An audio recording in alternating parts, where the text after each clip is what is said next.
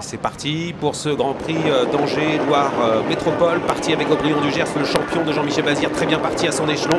Il est juste devant Bugsy Malone qui a assuré ses premiers mètres, alors que devant nous retrouvons le numéro 8 Alceste du Goutier qui a pris la tête avec Alliance de Chenu. À l'extérieur se rapproche Berry Félin, bien placé également Blacaro, alors qu'en dehors on vient avec le numéro 9 qui est Archibald de 25 mètres, très bon départ de Blues des Landiers qui est en train de rattraper les chevaux du premier échelon d'abord le premier tournant. Et les trois chevaux des 50 mètres sont eux en train de rattraper ceux du deuxième poteau, et ce qui fait que le peloton est assez groupé pour aborder le premier tournant. Aubryon du Gers a été plus rapide que Bugsy Malone, on pouvait s'y attendre, et il commence en effet à se décaler pour profiter du sillage de Beau de Grimaud. Les favoris vont se rapprocher très tôt durant le parcours. Aubryon du Gers est suivi dans son effort par Bugsy Malone. Oui, parce qu'il y a eu un gros ralentissement devant et les chevaux des 25 mètres, des 50 mètres se rapprochent en dehors avec un wagon de la troisième épaisseur très intéressant, puisqu'on retrouve Archibald qui vient de se rabattre, Blues des Landiers, Beau de Grimaud, Aubryon du Gers qui est en train d'accélérer avec également Bugsy Malone qui est en train de progresser également à l'extérieur. On va se diriger vers le bout de la ligne en face. Ouais, scénario parfait pour les chevaux des 50 mètres qui sont déjà là, qui sont déjà en train de contourner le peloton, et le champion d'ailleurs fait le spectacle puisqu'Aubryon du Gers sollicité va tout de suite prendre l'avantage alors qu'il rendait 50 mètres. Il est en train de prendre le meilleur sur Archibald. Le tenant du titre a été repris, il vient de se placer derrière Beau de Grimaud, c'est Bugsy Malone, alors qu'on aborde le tournant avec Archibald qui laisse passer Aubryon du Gers qui a déjà l'avantage, avec en troisième position Dominique Cheradam avec Blues des Landiers. Alceste du Goutier qui est à l'accord de Casaque Bleu est en quatrième position devant Beau de Grimaud, Alliance de Chenu, et Bugsy Malone qui patiente à la hauteur du numéro 5 Berry Félin. Aubryon du Gers est en tête, Blues des Landiers à sa hauteur, Archibald de troisième bien calé dans la roue du grand favori. Alceste du Goutier vient ensuite devant Beau de Grimaud.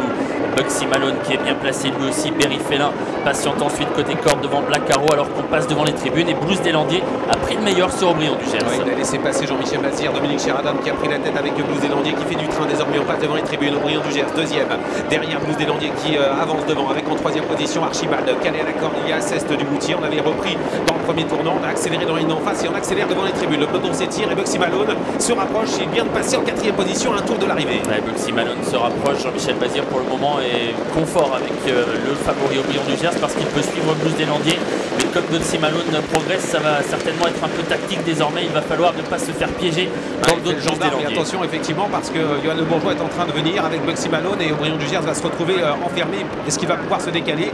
Eh bien non, pour le moment il doit attendre parce que Beau de Grimaud est venu à sa hauteur, ligne d'en face avec Bugsy Malone qui prend l'avantage peut-être face à Blues des Landiers. Il y a un combat là à cet instant, il reste encore 1000 mètres à parcourir et Aubryon du Gers se retrouve enfermé à la corde. Ouais, il a pris un risque Jean-Michel Bazir avec le grand favori, mais la course est sélective, ce qui va peut-être permettre à Aubryon du Gers de sortir. Voilà qui va bientôt être fait. Non, ça se passe bien finalement, parce qu'il va pouvoir bientôt profiter du sillage de Beau de Grimaud alors que Bugsy Malone lui a pris 2 longueurs d'avance. Ah oui, il se détache Bugsy Malone qui a maintenant effectivement plusieurs longueurs d'avance pour diriger vers le dernier tournant. Aubryon du Gers est piégé pour le moment, il est derrière Beau de Grimaud et également Blues des Landiers. Et pendant ce temps, eh bien, Johan Le Bourgeois se détache et il est parti peut-être pour aller très loin. Bugsy Malone qui est détaché, Aubryon du Gers toujours enfermé à la corde en quatrième position. Ouais, finalement piégé en effet Aubryon du Gers alors que Bugsy Malone s'est détaché dans le tournant final. Blues des Landiers toujours en deuxième position sous la menace de Beau de Grimaud, et Aubryon du Gers qui ne sort toujours pas. Ouais, ça va être très difficile de gagner avec Aubryon du Gers toujours bloqué devant. Johan Le Bourgeois s'est détaché avec Bugsy Malone qui a une grande avance avec en deuxième position Beau de Grimaud qui est au galop. Aubryon du Gers va pouvoir se décaler, mais il y a beaucoup de chemin à refaire pour revenir sur l'animateur. À la mini droite, Bugsy Malone est seul en tête. Aubryon du Gers va tenter